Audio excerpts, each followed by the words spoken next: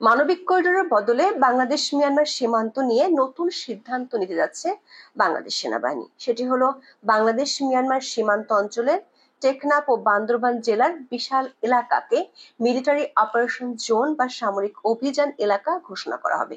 এর অর্থ হলো এখন সীমান্তে প্রহরার দায়িত্বে আছে বর্ডার গার্ড বাংলাদেশ বা বিজিবি। সামরিক অভিযান এলাকা ঘোষণা করা হলে সেখানে বিজিবি থাকবে না, পুরো এলাকার দায়িত্ব নেবে সেনাবাহিনী।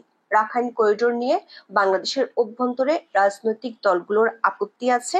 আঞ্চলিক প্রক্সি যুদ্ধে জড়িয়ে পড়ার আশঙ্কায় সেনা সদরের চরম বিরোধিতা আছে এই করিডোর নিয়ে। এসব কারণে শেষ পর্যন্ত বাংলাদেশের অন্তর্বর্তী সরকারকে রাখাইনে মানবিক করিডোর দেওয়ার নীতিগত সিদ্ধান্ত থেকে সরে আসতে হচ্ছে। সেনা সদরের একাধিক সূত্র বলছে, রাখাইন অঞ্চলে আরাকান আর্মির সাথে মিয়ানমারের জান্তা বাহিনীর সংঘর্ষ বেড়ে যাওয়া, রোহিঙ্গা অনুপ্রবেশ ঠেকানো এবং সীমান্তে কুকি চীনের মতো সশস্ত্র বিচ্ছিন্নতাবাদী গ্রুপগুলোর তৎপরতা ঠেকাতে রাখাইন করিডোর নয়, সামরিক অভিযান এলাকা ঘোষণার সিদ্ধান্ত নেওয়া হচ্ছে। বাংলাদেশের দক্ষিণ পূর্ব সীমান্তে নিরাপত্তা স্থিতিশীল করতে এমন সিদ্ধান্ত নিতে যাচ্ছে সেনাবাহিনী। তবে আঞ্চলিক ভূ রাজনীতিতে এর প্রভাব ও প্রতিক্রিয়া কেমন হবে তা এই মুহূর্তে বলা যাচ্ছে না। চলুন যাওয়া যাক বিশ্লেষণে।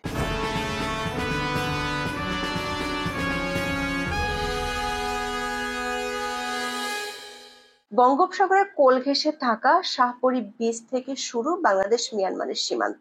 সেখান থেকে উত্তরের দুমদুমিয়ার বাংলাদেশ ভারত ও মিয়ানমারের ট্রাই পিলার এলাকা পর্যন্ত দেশ দুটির সীমানার দূরত্ব 271 কিলোমিটার। বাংলাদেশ সীমান্তে এর বেশিরভাগই পড়েছে টেকনাফ এবং বান্দরবান অঞ্চলে। এই এলাকাটি গত কয়েক বছর ধরে রোহিঙ্গা শরণার্থী সংকট এবং মিয়ানমারের রাখাইন রাজ্যের অভ্যন্তরীণ অস্থিরতার কারণে চরম অস্থিতিশীল। এই প্রেক্ষাপটে এই অঞ্চলে বাংলাদেশের সেনাবাহিনী নতুন সামরিক পদক্ষেপ নেওয়ার পরিকল্পনা করছে।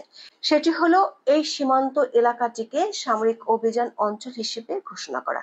একে সংক্ষেপে বলা হয় এমোজেট। এই সিদ্ধান্তের মূল তাৎপর্য হলো এই অঞ্চলে বাংলাদেশ সেনাবাহিনী সীমান্ত প্রতিরক্ষার সম্পূর্ণ নিয়ন্ত্রণ নেবে। প্রশ্ন হলো, এখন সীমান্ত রক্ষার দায়িত্বে আছে বর্ডার গার্ড বাংলাদেশ বা বিজিবি। যদি সেনাবাহিনী সীমান্ত রক্ষার দায়িত্ব নেয় তাহলে বিজিবি কি করবে? সেনা সদরের যে পরিকল্পনা তা হলো বিজিবিকে বাংলাদেশ মিয়ানমার সীমান্ত থেকে সরিয়ে উত্তরে ভারত সীমান্তে বেশি মনোযোগ দিতে বলা হবে। সীমান্তে ভারতের পুশিন সহ নানা ইস্যুতে নানা জটিলতা দেখা দিয়েছে। ভারতীয় সীমান্তরক্ষী বাহিনী বা বিএসএফ এর বাংলাদেশ সীমান্তে ড্রোন উড়ানোর খবর গণমাধ্যমে প্রকাশিত হয়েছে। এসব কারণে ভারত বাংলাদেশ সীমান্তে বিজিবির সংখ্যা আরো বাড়ানোর পরিকল্পনা আছে। সেনাবাহিনী মনে করে এমোজেট ঘোষণা করলে তারা সীমান্তের পূর্ণ নিয়ন্ত্রণ নিতে পারবে এবং তা কার্যকরভাবে সুরক্ষিত করতে পারবে। এই সিদ্ধান্ত নেওয়ার পেছনে বেশ কয়েকটি কারণ রয়েছে। প্রথমত, রোহিঙ্গা শরণার্থী সংকট বাংলাদেশের উপর চরম চাপ তৈরি করেছে। প্রায় ৮ বছর ধরে বাংলাদেশ ১২.৫ লাখ বেশি রোহিঙ্গাকে আশ্রয় দিয়েছে।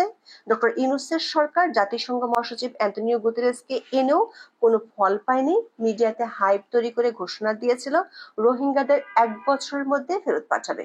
উল্টো ডক্টর ইউনূসের আমলে আরো ১,২০,০০০ রোহিঙ্গা বাংলাদেশে ঢুকেছে, যেটি পরিস্থিতিকে আরো শোচনীয় করে তুলেছে। প্রতিদিনই সীমান্ত দিয়ে রোহিঙ্গা ঢুকছে, বিজিবির পক্ষে তাদের ঠেকানো সম্ভব হচ্ছে না। কারণ রাখাইন রাজ্যের মংডু ও বুথিডং অঞ্চলে আরাকান আর্মি রোহিঙ্গাদের উপর চরম নির্যাতন করছে। অথচ সেই আরাকান আর্মিকে সাহায্য করতে চায় বাংলাদেশ সরকারের একটি অংশ, কিন্তু বাংলাদেশ সেনাবাহিনীর বিরোধিতায় তা সম্ভব হয়নি। বিজিবির মূল কাজ হলো অবৈধ অভিবাসন, চোরাচালান এবং সীমান্ত অনুপ্রবেশ প্রতিরোধ করা, কিন্তু কক্সবাজার বান্দরবানের বিশাল সীমান্তে সেটি করা সম্ভব হচ্ছে না। দ্বিতীয়ত, মিয়ানমারের দিকের অস্থিরতা বাংলাদেশের জন্য একটি গুরুতর জাতীয় নিরাপত্তা উদ্বেগ তৈরি করছে। আরাকান আর্মি একটি নন স্টেট অ্যাক্টর সশস্ত্র গোষ্ঠী। সীমান্তের ওই অঞ্চলের বিশাল এলাকা তারা নিয়ন্ত্রণ করছে। ২০২৩ সালের নভেম্বরে মিয়ানমারের জান্তা বাহিনীর বিরুদ্ধে লড়াই শুরু করে আরাকান আর্মি। তারপর থেকে আরাকান আর্মি রাখাইন রাজ্যের ১৭টি শহরতলির মধ্যে ১৪টি এবং দক্ষিণ চীন রাজ্যের পালতোয়া শহরের নিয়ন্ত্রণ নিয়েছে। সবশেষ কিয়াকফিউতে যে ঘটনাটি ঘটেছে সেটি বাংলাদেশ সেনাবাহিনীকে ভাবিয়ে তুলেছে। গত কয়েকদিন ধরে আরাকান আর্মি মিয়ানমারের কিয়াকফিউ বন্দরের অদূরে চীনার শিল্প বিনিয়োগ কেন্দ্র দখলের চেষ্টা করছিল। তারা ধারাবাহিক হামলা চালাচ্ছে। তাদের হামলায় সামরিক জান্তা সরকারের এক ব্রিগেডিয়ার জেনারেল নিহত হয়েছেন। মিয়ানমারের সংবাদ মাধ্যম ইরাবতীর খবরে বলা হয়েছে, কিয়াকফিউতে আছে চীনের বেল্ট অ্যান্ড রোড ইনিশিয়েটিভ বা বিআরআই প্রকল্প। এটি চীনের জন্য সবচেয়ে গুরুত্বপূর্ণ বন্দর, কারণ এর মধ্য দিয়ে চীন ভারত মহাসাগরে ঢোকার জন্য এখানে একটি বন্দর তৈরি করছে। এখানে আছে চীনা তেল ও গ্যাস পাইপলাইন প্রকল্প। এই প্রকল্পকে রক্ষার জন্য চীন সরকার এরই মধ্যে বেসরকারি নিরাপত্তা বাহিনী নিয়োগ করেছে। তারা আরাকান আর্মির বিরুদ্ধে ড্রোন হামলা শুরু করেছে। এই হামলায় আরাকান আর্মি পিছু হটলে বাংলাদেশ সীমান্তে এসে আশ্রয় নিতে পারে, এমন তৎপরতা রুখতে বাংলাদেশের সীমান্তে কড়া নিরাপত্তা ব্যবস্থা থাকা দরকার বলে মনে করে দেশটির সেনাবাহিনী। তৃতীয়ত, এই সীমান্তে বেশ কিছু বিদ্রোহী গোষ্ঠী বা ইনসার্জেন্ট গ্রুপের তৎপরতা আছে। সম্প্রতি চট্টগ্রামের 10 দিনের ব্যবধানে 2 দফায় পার্বত্য চট্টগ্রামের সশস্ত্র সংগঠন কুকি চিন ন্যাশনাল ফ্রন্ট বা কেএনএফ এর 47,000 ইউনিফর্ম উদ্ধার করা হয়েছে।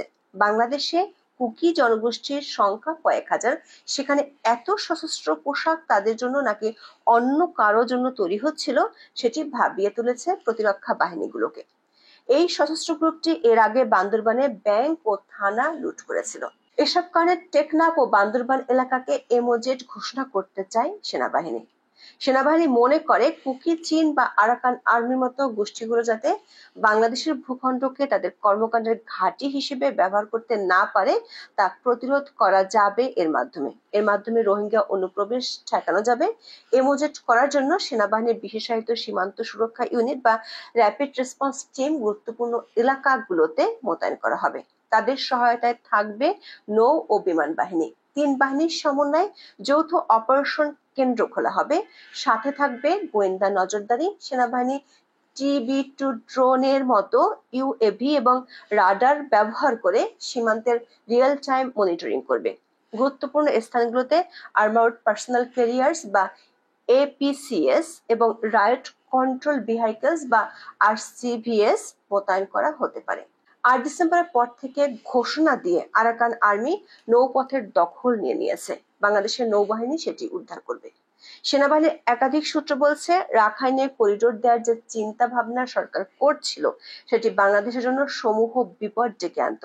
এটি শুধু আঞ্চলিক প্রক্সি যুদ্ধ লাগিয়ে দিত না, আরাকান আর্মির সাথে রোহিঙ্গাদের, বিশেষ করে আরসার সংঘাত আরো বাড়াবে, যেটি বাংলাদেশের রোহিঙ্গা শরণার্থী ক্যাম্পগুলোতে অস্থিরতা তৈরি করবে। কারণ আরাকান আর্মি রাখাইন রাজ্যে জাতিগত নিধন চালাচ্ছে বলে অভিযোগ আছে।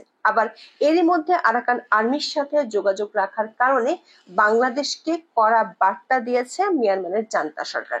তাদের আপত্তির কারণে মিয়ানমারে বাংলাদেশের রাষ্ট্রদূত ও ডিফেন্স অ্যাডভাইজারকে ফেরত আনতেও হয়েছে।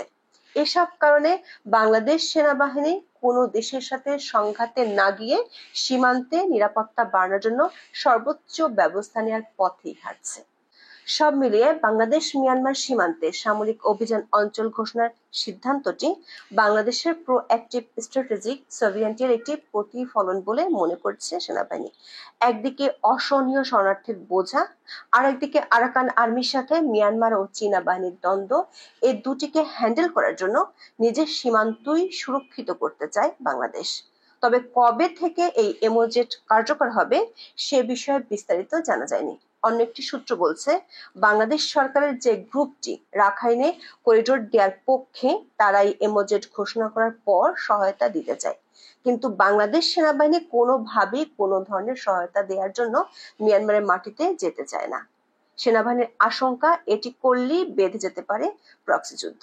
এখন এ পর্যন্ত। সবাই ভালো থাকুন, সুস্থ থাকুন, নিরাপদ থাকুন। দেখা হবে আগামী পর্বে।